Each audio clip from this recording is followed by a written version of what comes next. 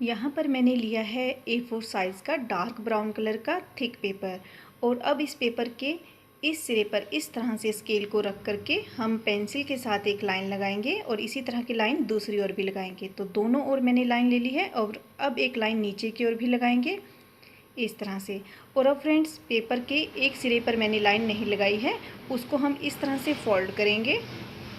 तो दोनों सिरों को हमें अच्छे से इक्वली मैच करते हुए फोल्ड करना है। पेपर काफ़ी थिक है तो इसे अच्छे से इस तरह से हमें हाथ के साथ प्रेस करके क्रीज देनी है ताकि ये अच्छे से सेट हो जाए। तो बैक से ये इस तरह से दिखाई देगा। तो इतना करने के बाद फ्रेंड्स, अब हमें अपना सीज़र लेना है और इस तरह से लगाई गई लाइन के ऊपर इसे हमें कट करके अलग कर देना है। तो इस तरह से जो लाइंस हमने यहाँ ली हैं उन्हें भी कट करेंगे, बस इतना ही कट करेंगे। और अब फ्रेंड्स, ये जो बीच का पेपर है इसे हमें इस तरह से ऊपर की ओर घुमा लेना है और एक क्रीज दे करके इसे भी अलग कर लेना है। तो अब फ्रेंड्स, इतना करने के बाद अब जो स्ट्रिप्स हमने अलग की थी उसके दोनों साइड्स पे हम ग्लू लगाएंगे और दोनों स्ट्रिप्स के साथ इस तरह से पेस्ट कर देंगे। तो इतना करने के बाद अब मैं रखती हूँ इसको एक तरफ। और अब मैंने यहाँ पर येलो कलर का पेपर लिया है, उसके ऊपर कोई भी राउंड ऑब्जेक्ट रख के इस तरह से पेंसिल के साथ एक सर्कल ड्रॉ कर लेंगे। तो सर्कल ड्रॉ करने के बाद अब सीजर के साथ हमें इसे भी कट करना है। कट करने के बाद इस सर्कल को बीच में से हम हाफ कट करेंगे और कट किए गए हाफ पार्ट को हम इस तरह से फोल्ड करेंगे। तो फोल्ड करने के बाद फ्रेंड्स, जो पार्ट हमने फोल्ड नहीं किया था, अब उस पार्ट को सीजर के साथ गोलाई देते हुए हम कट करेंगे और फोल्ड किए गए पार्ट को अब ऊपर की ओर उठाएंगे और अपनी सीजर के साथ बहुत सारे बारीक कट्स हम इस पर देंगे।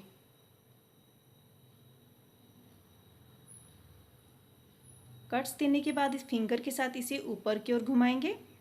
और अब फ्रेंड्स, यहाँ पर मैंने येलो पेपर लिया है और 2-4 बार फोल्ड करने के बाद यहाँ पर मैं एक एरो शेप में पेपर को कट करूँगी।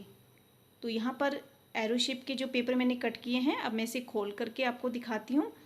एक ही बार एक साथ काफ़ी फोल्ड करने के बाद फ्रेंड्स, ये हमें एक ही बार में काफ़ी सारी जो कटिंग है वो मिल जाती हैं। तो इस तरह की काफ़ी सारी कटिंग्स हमें एक ही बार में बना लेनी है। तो फ्रेंड्स, यहाँ पर मेरे पास हैं कुछ गुगली आइज़ जो मार्केट में इजीली अवेलेबल होती हैं, बट अगर आपके पास ये नहीं है तो आपको लेना है एक वाइट पेपर और इसे भी आपको 2-4 बार फोल्ड करने के बाद राउंड शेप में कट कर लेना है।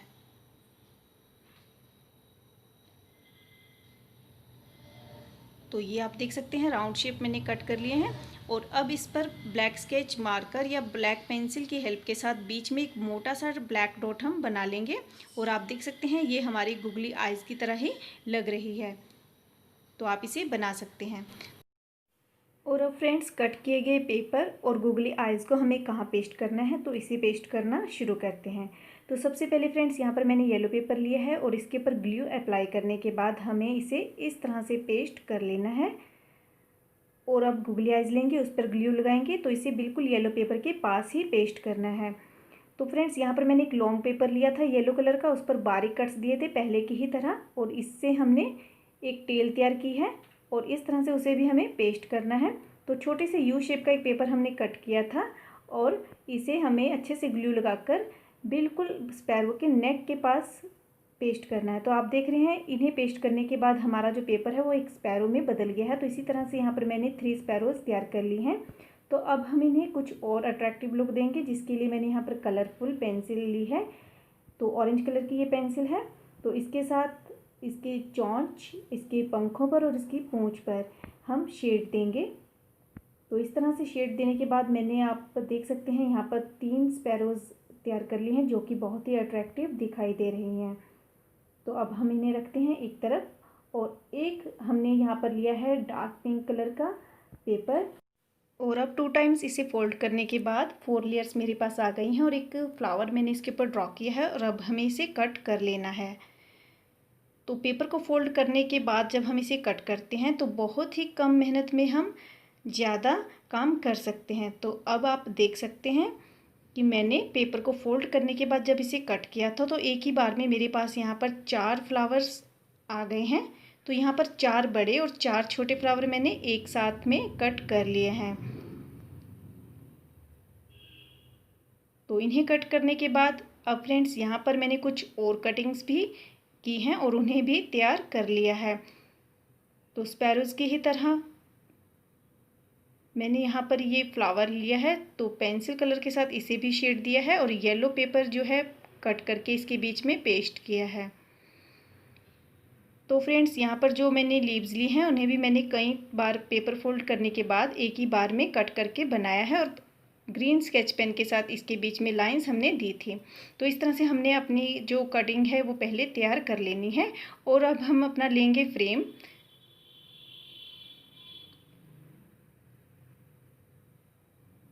तो फ्रेम को फ्रेंड्स अब हम पूरा कंप्लीट करेंगे, जिसके लिए मैंने लिया है यहाँ पर एक थ्रेड। तो काफ़ी मोटा थ्रेड है ये। और अब इस थ्रेड को भी हम पेस्ट करेंगे। तो इसके लिए सबसे पहले हम अपने पेपर पर अच्छे से ग्लू लगा लेंगे।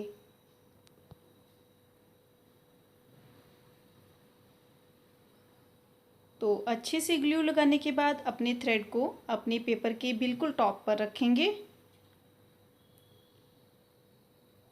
और फिर अपने पेपर के फोल्ड्स को हम वापस फोल्ड करके देखेंगे।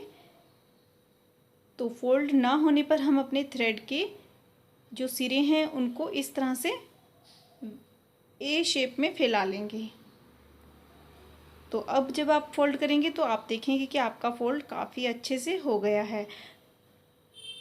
तो अब हाथों के साथ इसे अच्छे से हम प्रेस करेंगे। तो अच्छे से प्रेस करने के बाद ये काफ़ी सेट हो गया है और अब हम इसे करेंगे सीधा।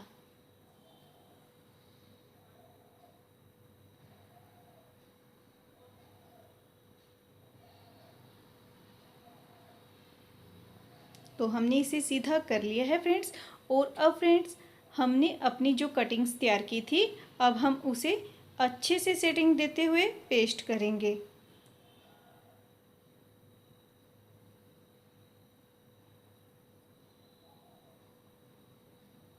तो इस तरह से बड़े और छोटे फ्लावर्स की सेटिंग करते हुए हमें अपनी सारी कटिंग्स को एक अच्छी सी लुकिंग देते हुए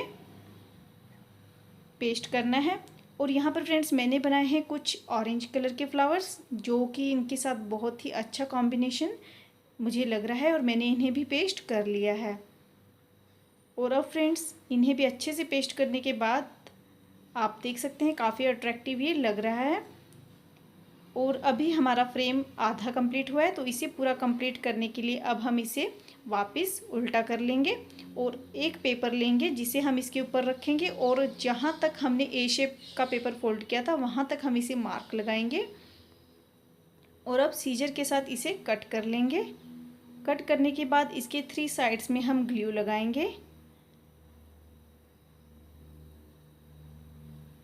एक साइड में हमें ग्लू नहीं लगाना है, तो 3 साइड को अच्छे से हम प्रेस करेंगे। तो आप देख सकते हैं फ्रेंड्स यहाँ पर एक साइड में जहाँ मैंने ग्लू नहीं लगाया था ये साइड हमारी ओपन है। और अब इस ओपन साइड में हम फ़ोटो को इस तरह से डाल सकते हैं। तो यहाँ पर मैंने एक वाइट कार्ड लिया है, तो आप अपनी फ़ोटो ले सकते हैं और इस तरह से इसको अंदर की ओर सेट कर सकते हैं। तो फ्रेंड्स इतना करने के बाद लास्ट में आपको अपनी स्पैरोज़ के विंग्स को इस तरह से फिंगर्स के साथ ऊपर की ओर ज़रूर फोल्ड करना है, जिससे ये और भी ज़्यादा अट्रैक्टिव दिखाई देंगी।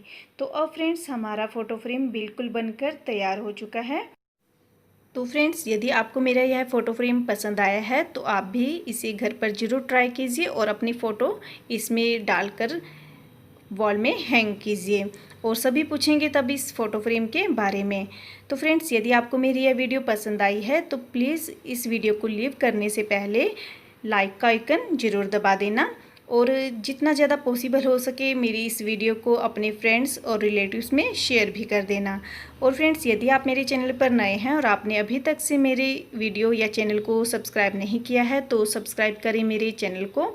और सब्सक्राइब करने के बाद बेल आइकन इसी तरह की आसान और वैल्यूएबल अपडेट्स के लिए ज़रूर दबा लेना। तो फ्रेंड्स, यदि आपकी कोई डिमांड है कि मैं कोई किसी स्पेशल टॉपिक के ऊपर आपके लिए कोई वीडियो बनाऊं, तो कमेंट सेक्शन बॉक्स में कमेंट करके आप मुझे बता सकते हैं। मैं पूरी कोशिश करूंगी आपके लिए आसान वीडियो बनाने की। तो फ्रेंड्स, वीडियो देखने के लिए बहुत बहुत धन्यवाद।